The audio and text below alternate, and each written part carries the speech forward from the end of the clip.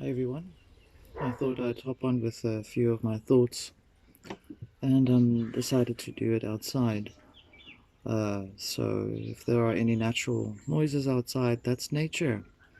And so I enjoy nature. I'd like to bring a few thoughts to think on in terms of the word wholeness and what the wholeness actually means to you. And it's quite an intricate lesson for a soul or a being to achieve, to experience.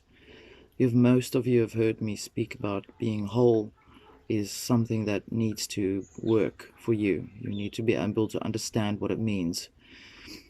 And I understand that most that may come to this understanding will see what I'm saying.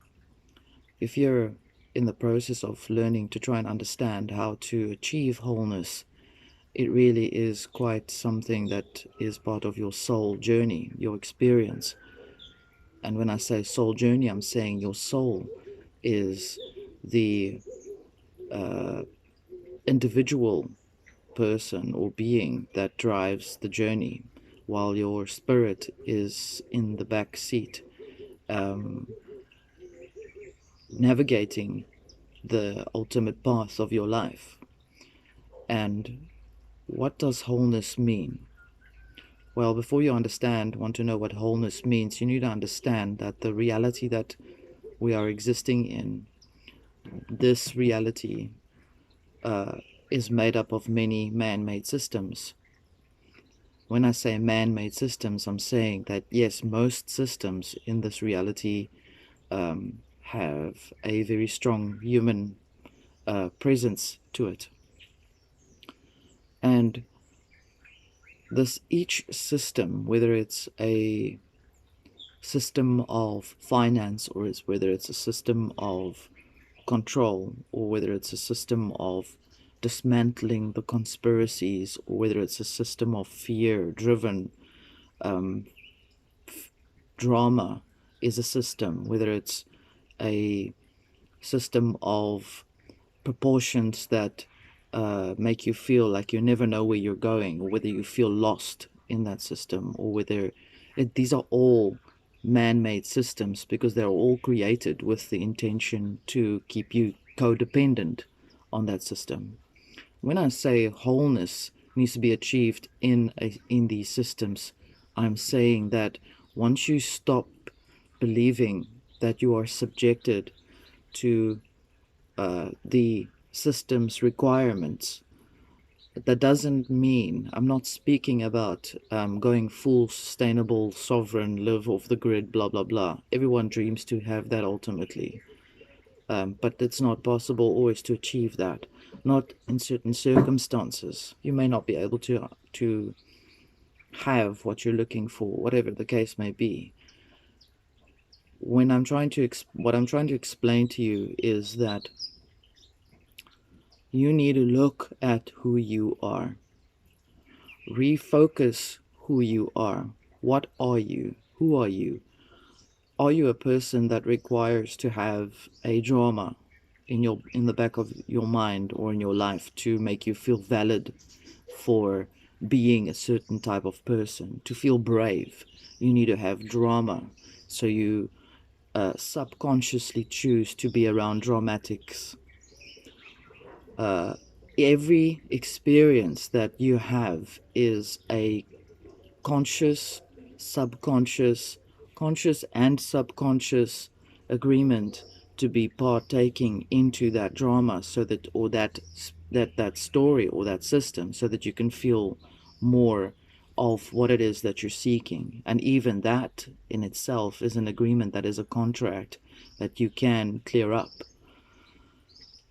What makes the information so important to take note of is that these systems are man-made, and when man makes a system, creates a system, it becomes an egregore. What is an egregore? I've spoken about this before at length.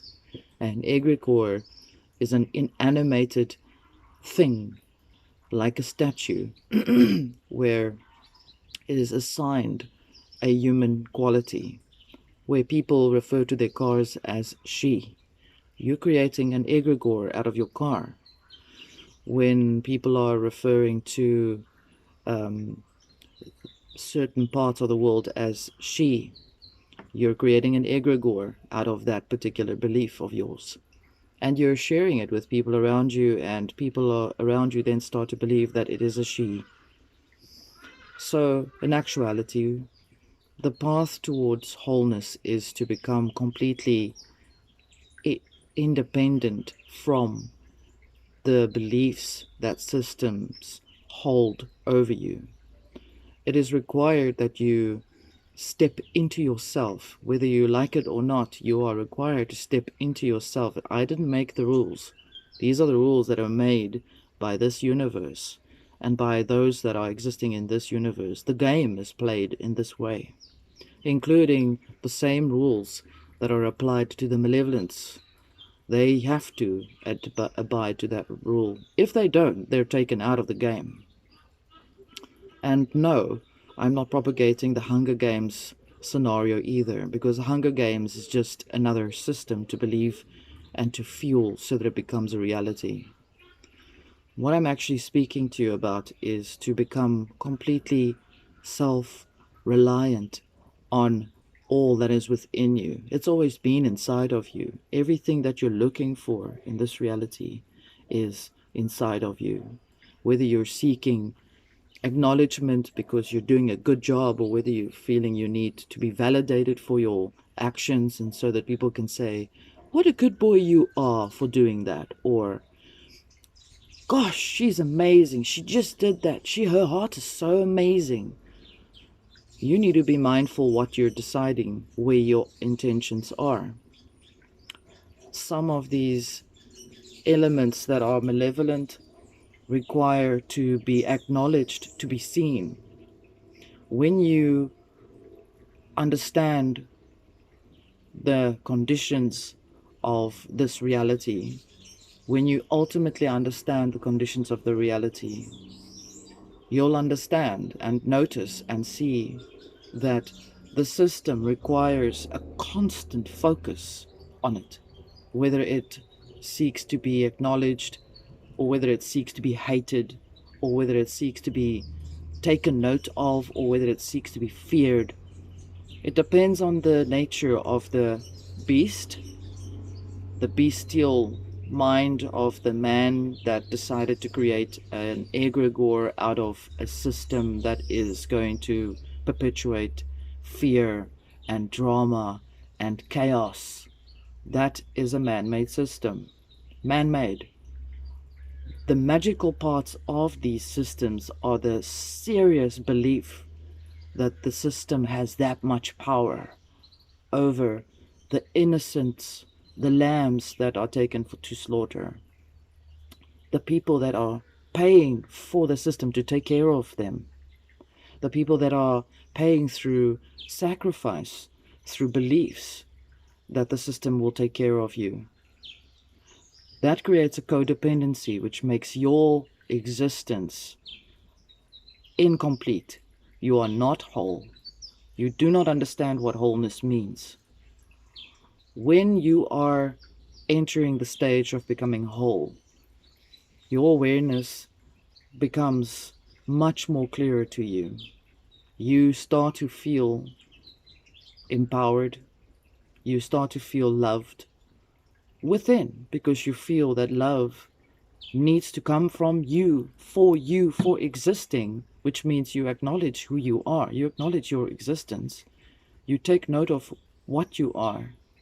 You even celebrate the parts of your DNA and your reality in which you exist right now as you sit there, knowing that it is by the grace of a great creator that you are experiencing this feeling, this sense of wholeness, which is also a sense of completion.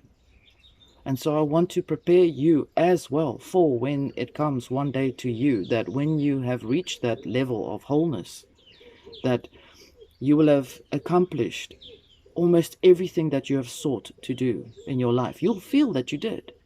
Even if you knew you didn't make the 9 to 5 job day by day by day by day without being sick. That's not it. That's the system's requirements. I'm not saying become rebellious and fight it. Not at all. How do you become whole? You go within. How do you go within? You touch base on your feeling of the heart. You enter the temple and you connect with the inner sanctum of your reality. And while you're in that sanctuary, you become at peace. You feel the peace. You feel that you are able to exist. And what happens when remnants from the systems pester you?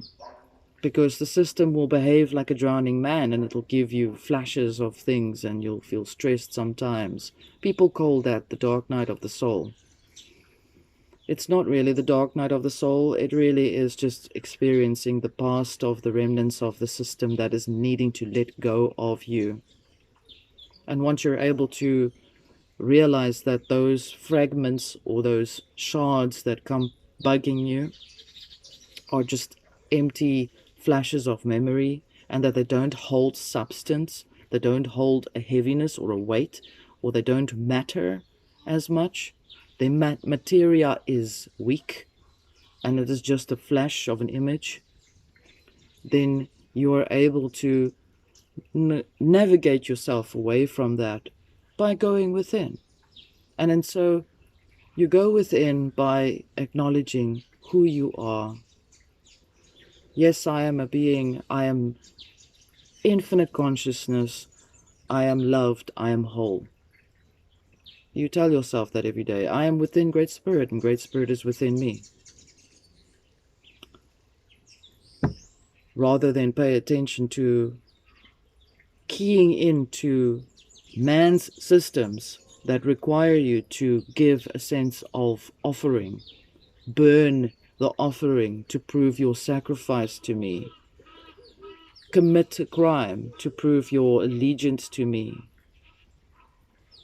And that crime will echo through the systems, and it will affect those souls that are keyed into that. And the souls will be part of that crime scene, whether you like it or not. That is not free will. What is free will is understanding that you are whole.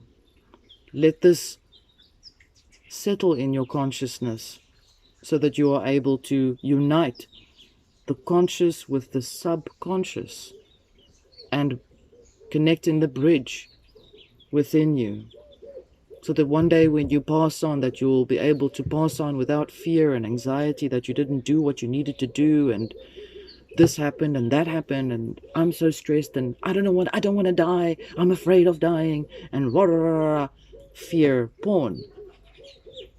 Once you're able to understand the level of the message that I'm sharing with you, you'll be able to understand what it means to be truly connected with Great Spirit. Because until then, whatever you say and whatever you do, even if you're using things to affirm that, may not hold as much strength as you probably have noticed. So you have to be right inside. You have to be right for yourself. The temperature and the ground has to be in the right place. It has to be nurtured in the right way. No one can escape this awareness of this message. Not even the malevolent forces.